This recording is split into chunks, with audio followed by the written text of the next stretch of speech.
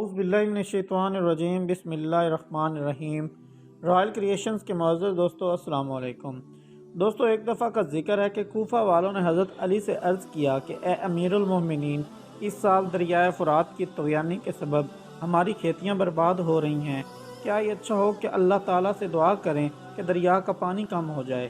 یہ بات سن کر حضرت علی اٹھ کر مکان کے اندر تشریف لے گئے اور لوگ گھر کے دروازے پر آپ کا انتظار کر رہے تھے۔ اللہ صلی اللہ علیہ وآلہ وسلم کا جبہ مبارک پہن کر اور امامہ شریف سر پر باندھ کر اور ایک عصائے مبارک ہاتھ میں لیے ہوئے باہر تشریف لائے اور اپنا گھوڑا منگوایا اور گھوڑے پر سوار ہو کر دریائے فرات کی طرف روانہ ہو گئے۔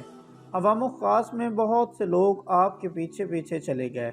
جب لوگ آپ کے پیچھے پیچھے گئے تو لوگوں نے دیکھا کہ آپ دریائے فرات کے پاس چلے گئے ہیں۔ جب آپ دریائے فرات کے کنارے پہنچے تو گھوڑے سے اتر کر 2 رکعت نماز پڑھی، پھر اٹھ کر عصا مبارک ہاتھ میں لیا اور فرات کے پل پر آ گئے۔ اس وقت سیدنا حسنین کریمین بھی آپ کے ساتھ تھے۔ آپ نے عصا سے پانی کی طرف اشارہ کیا تو پانی کی سطح 1 ہاتھ کم ہو گئی۔ پھر آپ نے فرمایا کہ اتنا کافی ہے۔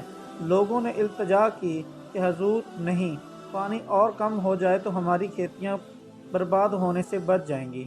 آپ نے ایک دفعہ پھر عصا سے پانی کی طرف اشارہ کیا اور پانی 1 ہاتھ اور کم ہو گیا تو آپ نے فرمایا بتاؤ اے کوفہ والو کہ کیا اتنا پانی بہت ہے یا اس سے بھی کم؟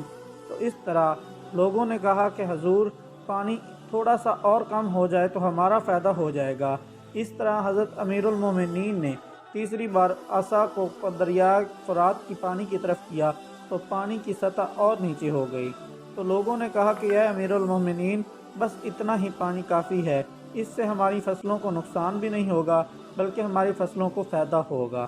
تو دوستو اس واقعہ سے ثابت ہوتا ہے کہ اللہ تعالیٰ کے جو برگزیدہ بندے اور اللہ کے ولی ہوتے ہیں، ان کے پاس اللہ تعالیٰ نے ان کو بہت زیادہ طاقت دی ہوتی ہے اور وہ اللہ کے حکم سے بہت سے ایسے کام کر سکتے ہیں جو عام انسان نہیں کر سکتا۔ دوستو یہ تھی ہماری آج کی ویڈیو، امید کرتے ہیں آپ کو پسند آئی ہوگی۔ ویڈیو پسند آنے کی صورت میں ہمارے چینل کو لائک کریں، سبسکرائب کریں اور اپنے دوستوں کے ساتھ شیئر کریں۔ اللہ حافظ۔